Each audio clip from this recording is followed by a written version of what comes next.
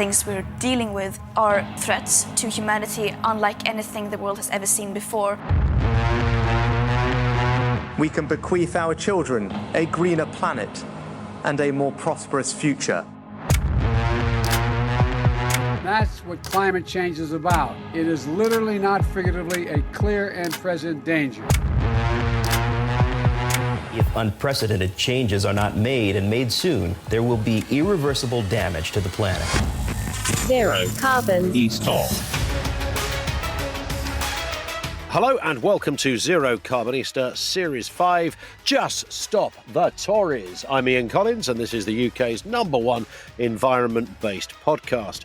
If it's green, it's in. I tell you what, Del, this is a busy one today. It's almost like we've done it before. Yeah, like Friday. Yeah, and it didn't record properly. We've had to redo it again. Isn't that weird? That's a pain in the arse, isn't it? You can tell us about Green Football Weekend, though. Yeah, because I spent a very chilly 4 hours last Thursday outside Wembley at the launch of Green Football Weekend, which is one of them Ron Seal names, right? It's a weekend and it's all about green football.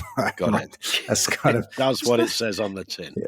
And this is the second year of the campaign, and this year's focus is on food, which is like really important. I think it's probably the best topic they could have picked because food is a really easy thing for us all to change, and it's the biggest difference that we can make to the climate crisis and the global extinction of wildlife and our own health as well, actually. And it shouldn't cost us any money either.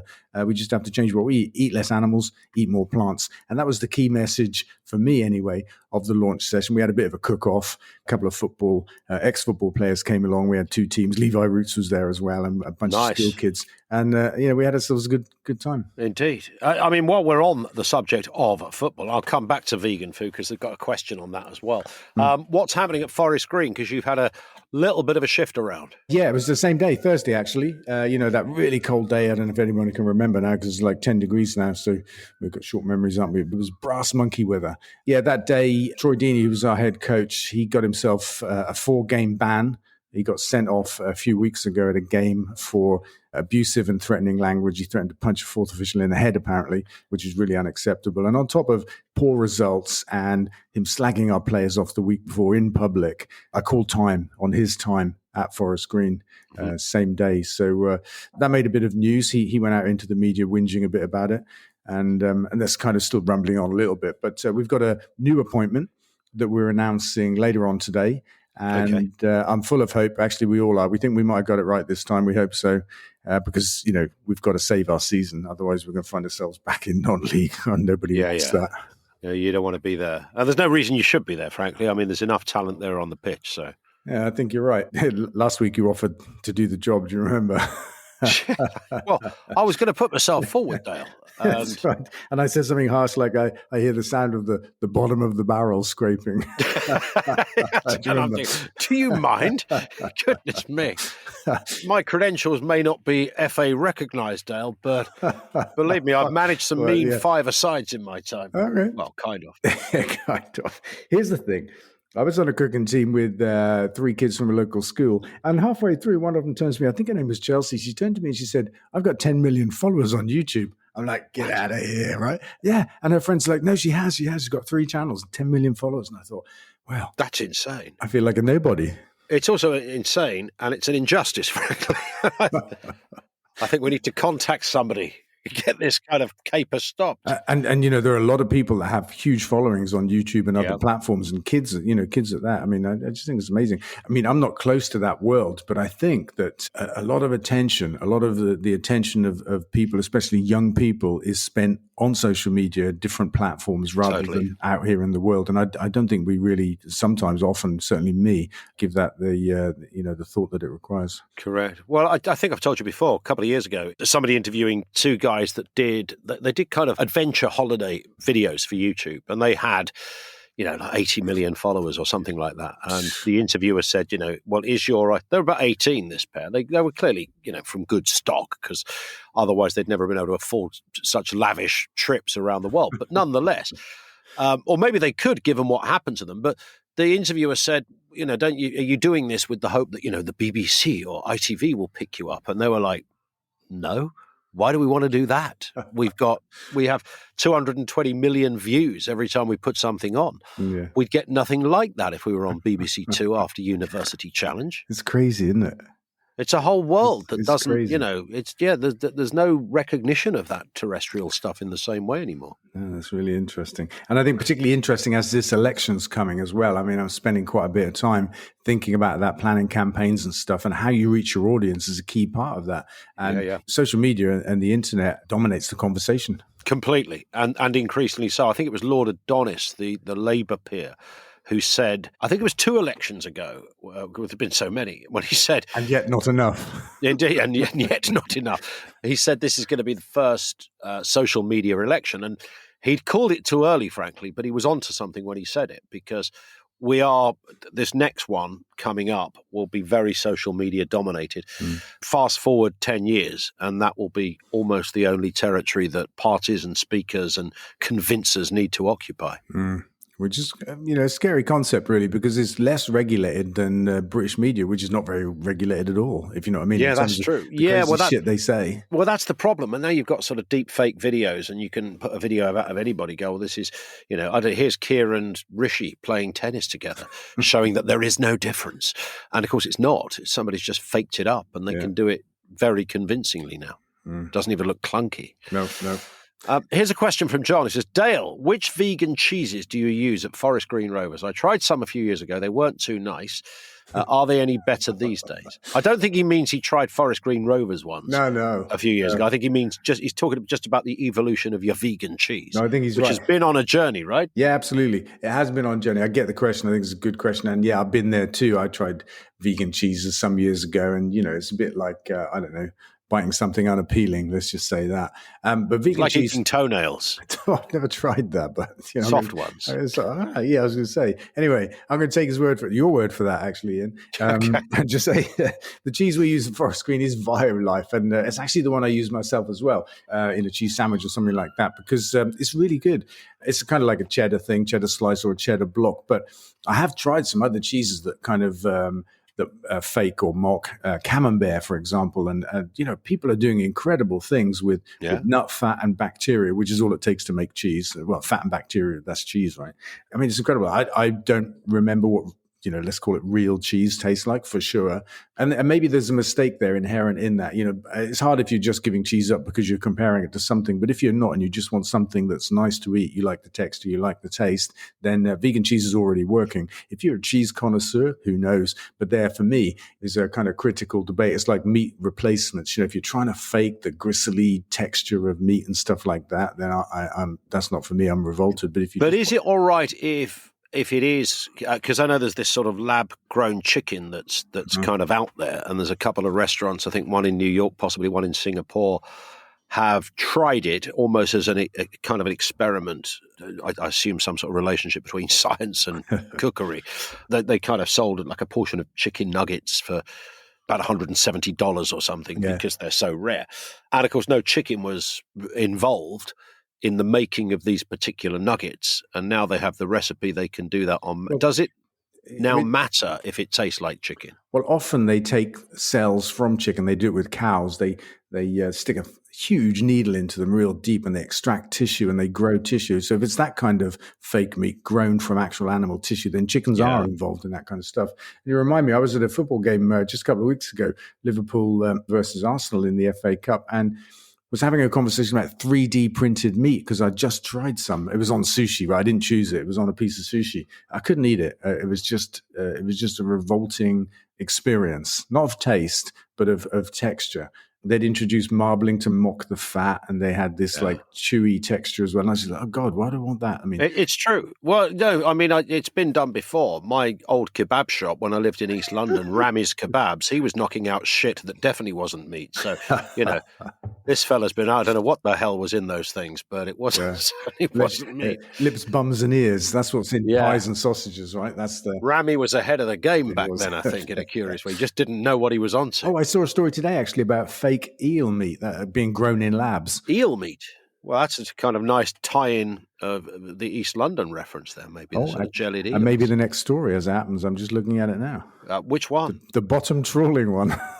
Oh, the bottom trawling. Carbon released by bottom trawling. Can we explain what bottom trawling is, by the way? It's nothing to do with, yeah.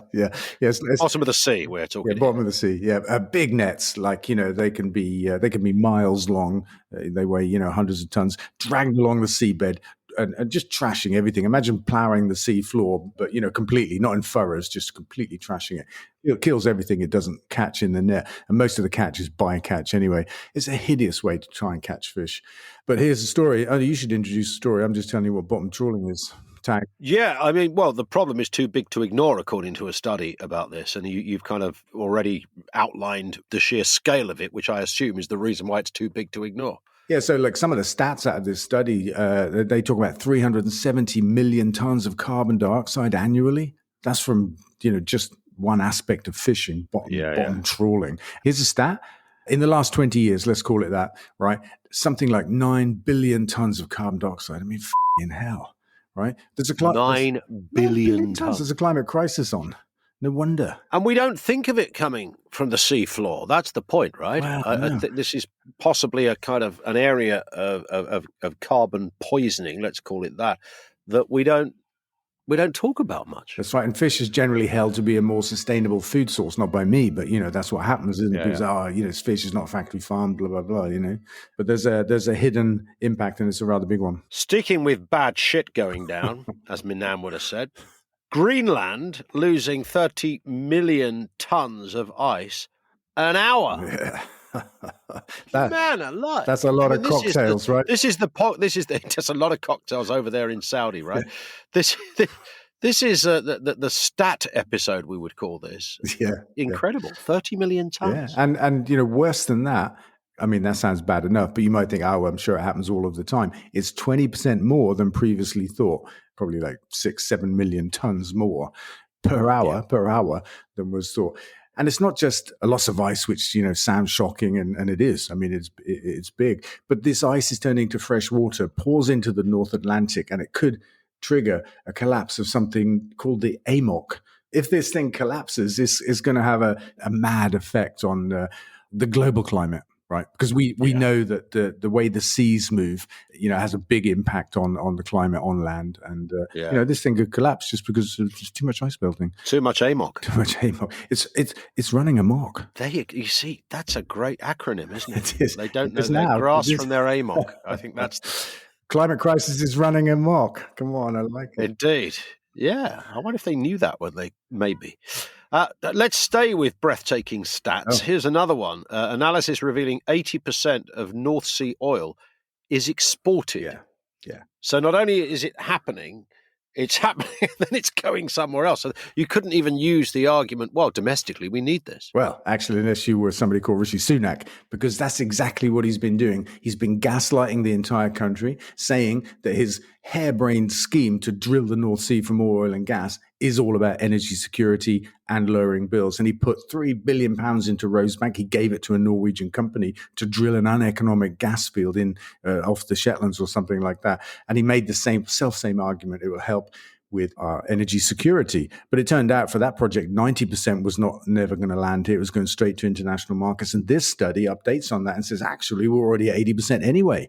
It shows you the paucity of the argument around fossil fuels, the claim that that's the way to get energy security. I mean, we know it's a joke for so many different reasons, but the fact that none of the stuff we make here, virtually none of the stuff lands here anyway, just gives the lie to the whole damn thing. Absolutely. Here's a question that comes in from Nick. Dale, I was wondering what your opinion is on the newly published UK strategy for carbon capture and storage, which proposes to use seagoing ships to transport the CO2s.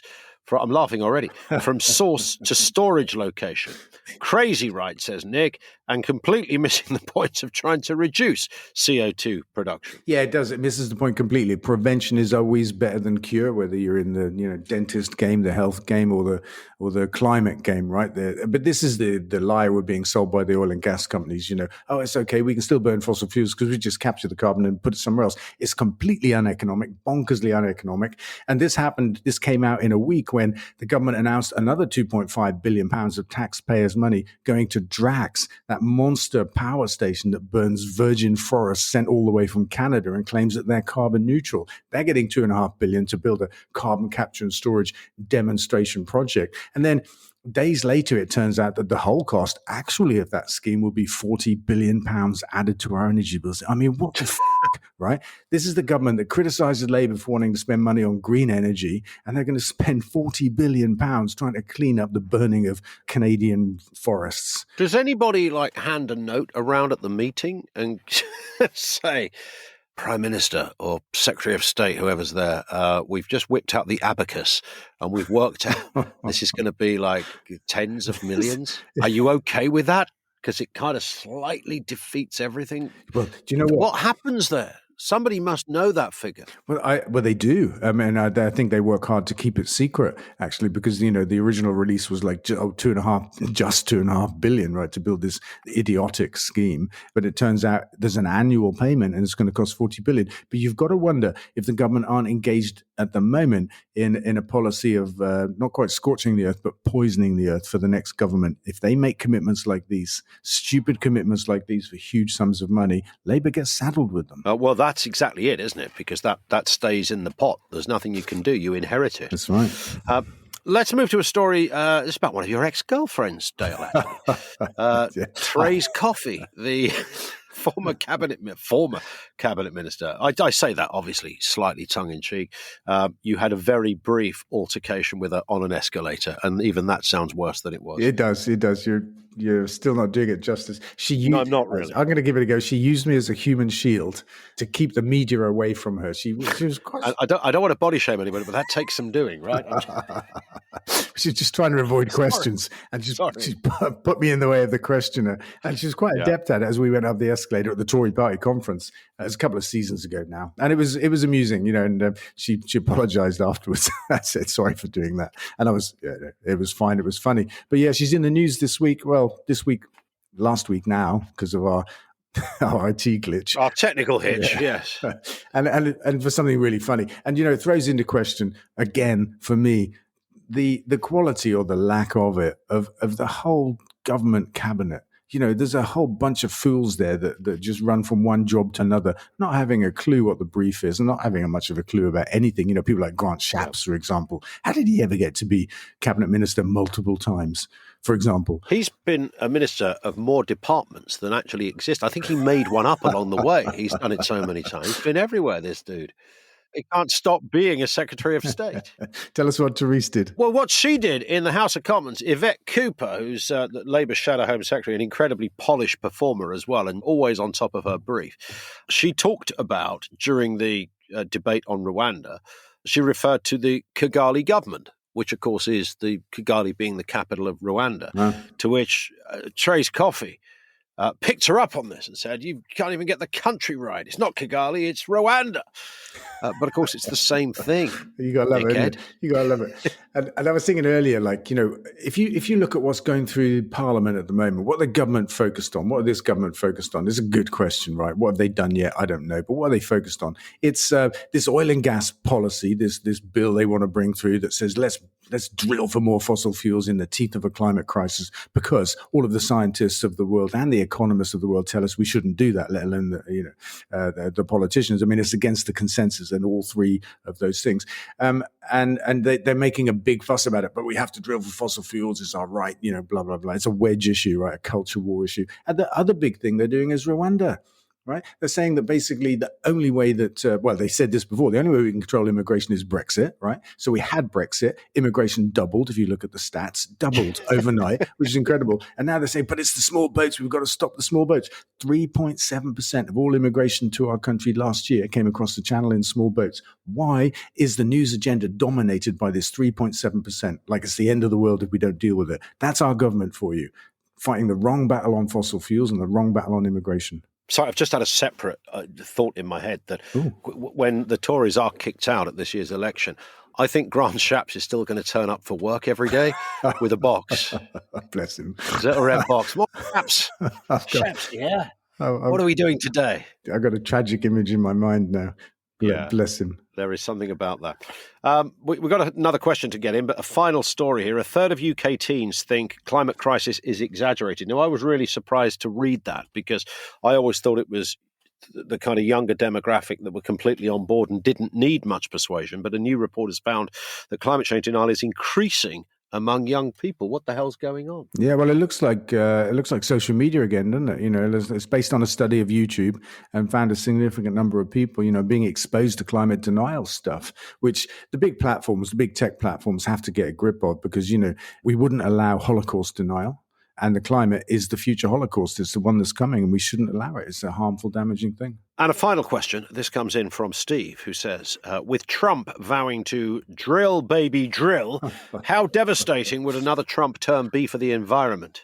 Yeah, right, that's a good question, right? I mean, how devastating would it be for so many things, for that man to once more lead the most powerful country in the world? I mean, he's threatening all kinds of crazy shit. I mean, we think he did crazy shit last time. He was outstanding, wasn't it? But he's back, bigger and bolder, and he's making promises like he's going to give immunity to American cops, you know, to like kill who they want. And I'm sat there thinking, but I thought they had that anyway. The other, like, almost funny thing that he does, Ron DeSantis, Big Ron, governor of Florida, who was the arch enemy of Trump. Trump had maligned and completely tried to obliterate this man into oblivion because he was an opponent looking for the Republican ticket. And Big Ron dropped out at the weekend and now endorsed Trump. And Trump's first speech was what a fantastic guy Big Ron was. My good friend over there in Florida. It was all of that. He just likes me. Oh, that's good. That's a good impersonation. I like that. I don't know where that came from, actually. But look, he's facing 91 charges, criminal charges, most of them. I know. Yes. You know, and he could be the president from prison. It's possible. Oh, wouldn't that be something? You swap the White House for the Shite House. Live from Alcatraz. It's presidential question time. I'd love to see it. Dale, that is it for this episode. We'll speak in 7 days. That's it for this episode. Don't forget, of course, to follow this podcast so you get each new episode automatically. Really important bit. Follow Dale on social media, twitter.com/DaleVince, facebook.com/DaleVince, and on TikTok too.